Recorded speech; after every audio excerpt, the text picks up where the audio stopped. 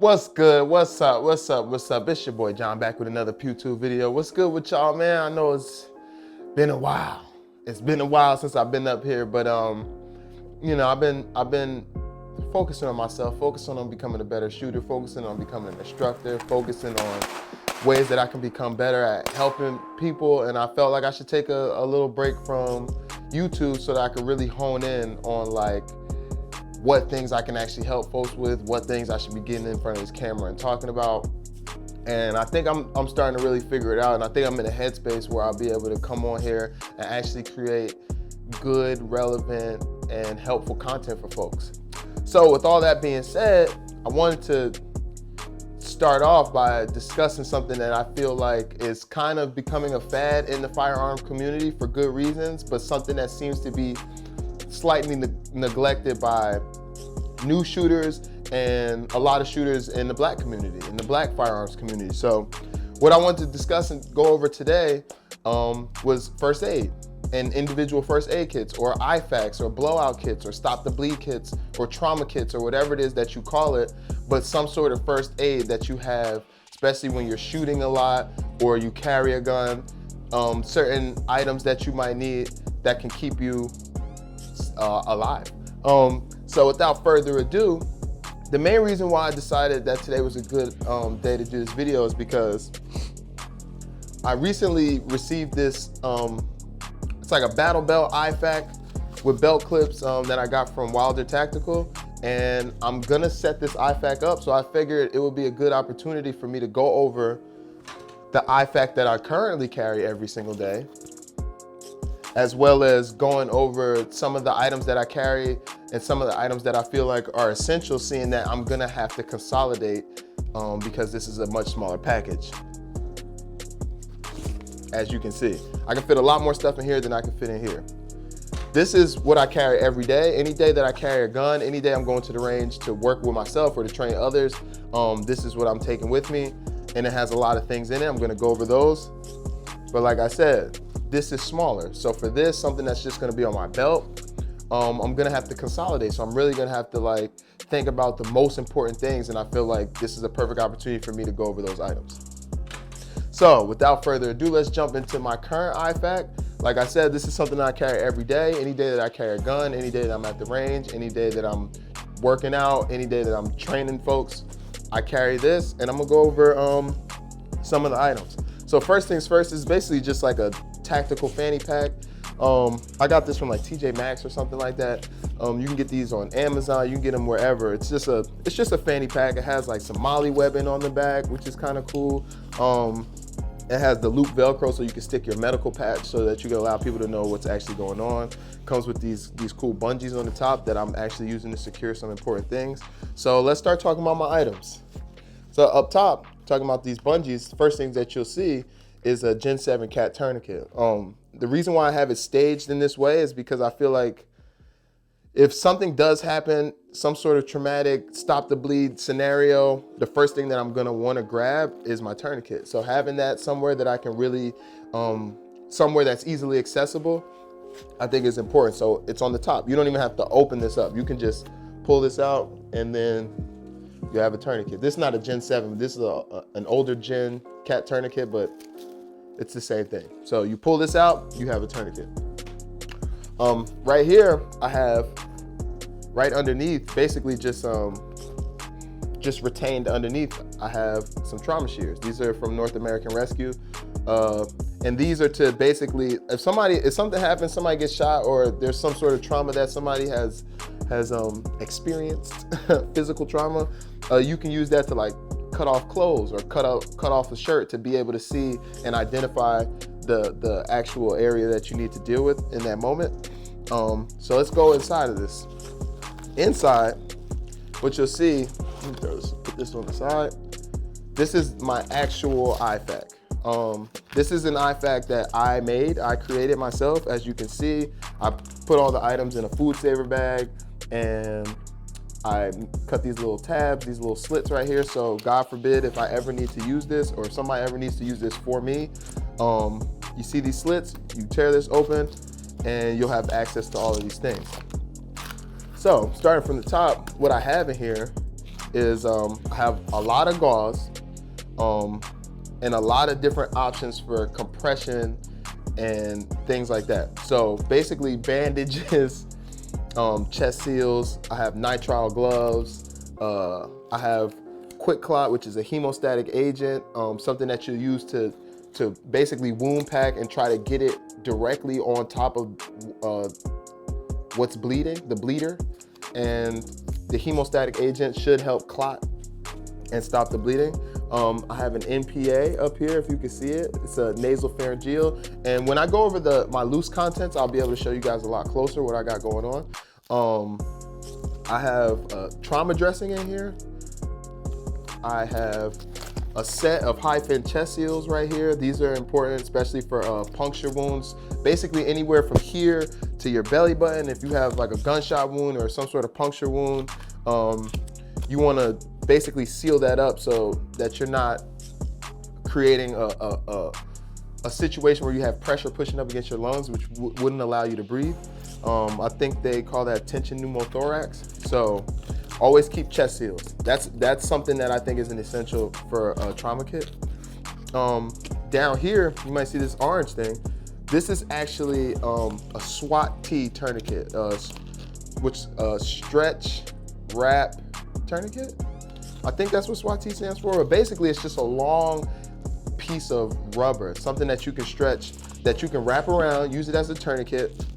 But another reason why I like to use this is because it's very versatile, and you can not only use it as a tourniquet, but you can also use it as a compression bandage. So if you have gauze or you have 5x9 and you have this, you can use the gauze or the 5x9, and then you can take this and wrap it to hold compression on that wound, especially if you don't actually need a tourniquet in that situation. Also have some duct tape. I think it's really good to keep tape in your IFAK. And like I said, I have a bunch more like wound packing. It's kind of hard to see, difficult to see because I'm not gonna open this up, but I have more gauze, more wound packing. I have a Mylar blanket in there, just in case somebody goes into shock. Shock can be lethal. And in situations where somebody's going through physical trauma, there's a good chance that they might go into shock. So I think that that's something that's really good to keep. So let's go on to some of my loose kind of items. Let me put this back. And like, I just have this in here. Like, it's just a open fanny pack, and I just have that just tucked in there. Really simple. Other things that I keep in here just in case, Sharpie. This comes in handy at the range, honestly, but also this is something good to write the time on the tourniquet. So if you ever needed to actually apply a tourniquet to someone, it would be or to yourself, it would be beneficial to write down the time that you applied the tourniquet so that the EMS or the first responders know exactly what's going on. I have another roll of duct tape. I got this at a gun show. It actually has a roll. The other roll I made myself, I just rolled up duct tape. But this roll I actually purchased from a gun show. It actually has like a piece of little plastic or rubber in there. Just a little roll of duct tape. It's just an extra that I keep in there.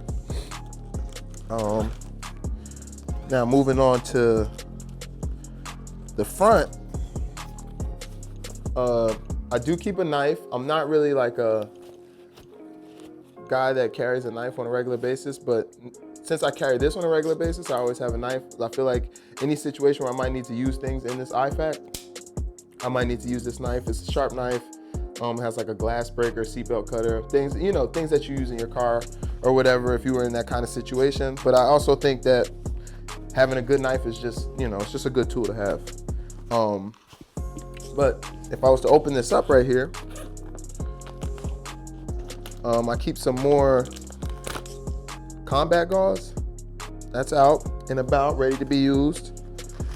And another roll of gauze. I just got this from like Walmart or Walgreens or something like that. And as you can see, like I said, I carry this around every day. So anytime I'm carrying a gun, I'm carrying this. So I do keep extra Glock mags in here. I do have some extra Glock mags just in case, you know, I don't know, just in case. I have extra Glock mags in there. But yeah, so that's it. That's my IFAK. This is what I carry around every day. It's always in my car. Anytime I'm carrying a gun, I have this. Anytime I go to the range, I have this. And it's just something that I keep around. I'm not, you know, planning on getting shot or being in that kind of situation, but God forbid if I drive by somebody who's been in a car accident and I don't know, any kind of situation, and I feel comfortable actually helping or administering some sort of aid in that situation, then I have some things that could help. But now I want to go over, now that I can show you, I have some loose items here that I'm going to use to pack this up.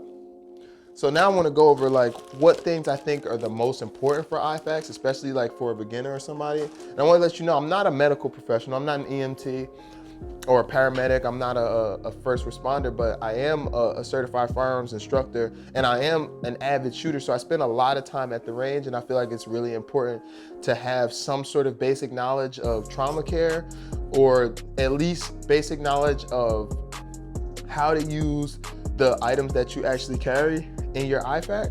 So hold on, I'm getting a phone call. Just ignore that. But so yeah, I want to go over some of the things that I think are essential, since I won't be able to fit everything that I have in my everyday IFAK in this battle belt IFAK.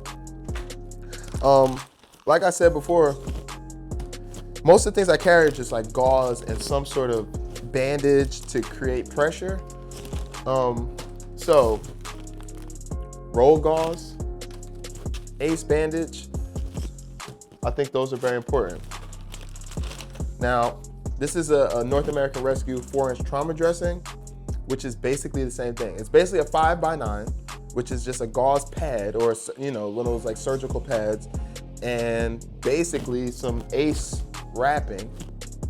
And you can see even the picture on the back that it's really just a wrap, something that you can use to put pressure on the wound. So have that, and if you don't want to spend money on that, just get an ace wrap and some gauze and you'll be fine. More compressed gauze, like I said, gauze. Just keep gauze, man. Always have that gauze. That's really important. And you'll notice that a lot of things, the items that I use are North American Rescue. It's because they're probably the most reputable American brand for you to buy these types of items from. So I would suggest that you go to NorthAmericanRescue.com. I'm pretty sure it's just NAR.com. I'm not sure, maybe it's NA Rescue. I'm gonna put it down below so that you guys can actually go and purchase some of these items. So here, something that we talked about that was in my other IFAK. Here's a loose MPA. So an MPA, for folks that don't know, this is something that you can use to secure an airway. So if, let's say a person is unconscious and you're not sure exactly what's going on with them, and you wanna make sure that you have that airway secured, you're gonna take some lube that actually comes in the package, lube this up, and you wanna basically put it up their nose up until this point, and that should help secure an airway. So that's something that's very important to have. A lot of people carry decompression needles. I don't carry a decompression needle because I've never had training on using a decompression needle. And a lot of first responders don't even have the credentials to use decompression needles. So it's something that I just kind of shy away from because it's not something that I'm comfortable carrying. So I don't carry it. So more chest seals. I do think that these are essential to have in the trauma kit, especially something that you're carrying around to the range or for shooting sports or whatever it is. I think that it's really important to have chest seals. Next thing, more combat gauze. If you can get this at a good deal, like if you can find some that, like this says 2023, it expires in 2023. So I got it on discount. Jesus Christ, why am I getting so many text messages, bro?